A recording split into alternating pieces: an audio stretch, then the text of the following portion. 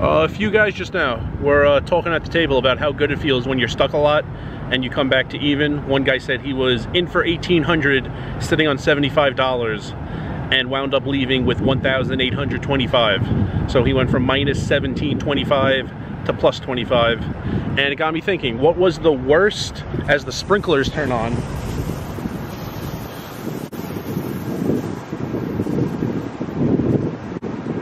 Alright, I think I'm good for a minute. What was the most I was ever stuck that I came back from? So this won't be exact, but I don't care if I or the car get wet. I don't want the camera to get wet. Alright, so what was the worst I was ever stuck? So it's not exact, you know, I don't write down how much I'm up or down every second of the session or anything, but based on feel, I know there was a time in Wisconsin very early on. I played all day. There were no big hands, no all-ins lost or anything, but I was playing a lot of like small to medium pots and just losing like every one. I remember winning one along the way from behind. I had Jack 10. I think this other guy had Ace Jack. We both flopped a Jack. I think he started the hand with like 150 and we got all in and I hit a 10 or like a backdoor straight or something. That was like the only hand I won for 10 hours.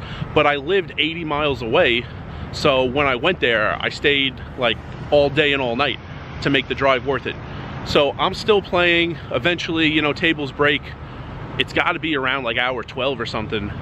The table gets better and two hands went my way. The first one I don't remember, but the first one got me from stuck to winning as I move away from the sprinklers. The second one was an interesting hand as bad as I played it. I was pretty new to poker. This was my first 625 hours of live poker in a casino was in Wisconsin. So some might say I don't know what I'm doing right now, but I really didn't know what I was doing back then. I remember having Jack 9 in the blinds. I called a raise pre-flop.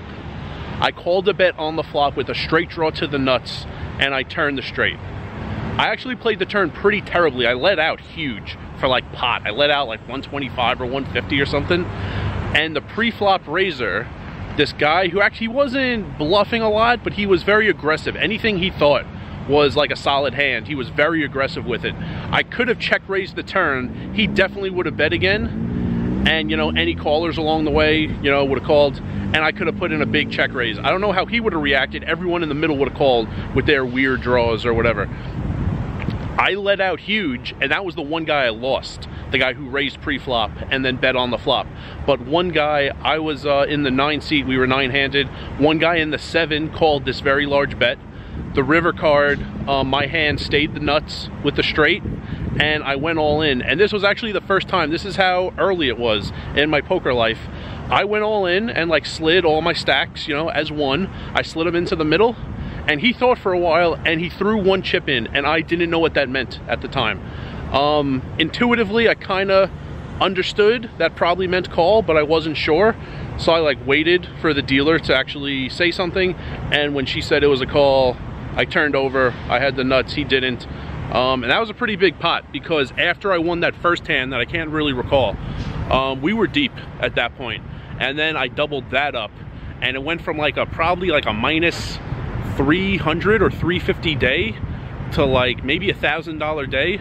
I didn't have a ton of sessions. I had a lot of hours, but not a ton of sessions that first summer in Wisconsin. So when I get back to the editing room, which is the Horseshoe Council Bluffs Sportsbook, I'll look it up in my poker stats, and I'll put them on the screen, how many hours I played, and whatever that profit is. That day started probably around minus 350 and got to that. So that was quite the big swing for my best comeback ever. And of course, stay tuned tomorrow for my worst downfall, when I started off well and ended in absolute catastrophe. I know exactly what day it was. I'm laughing now. It wasn't fun at the time. I'll tell you that story tomorrow.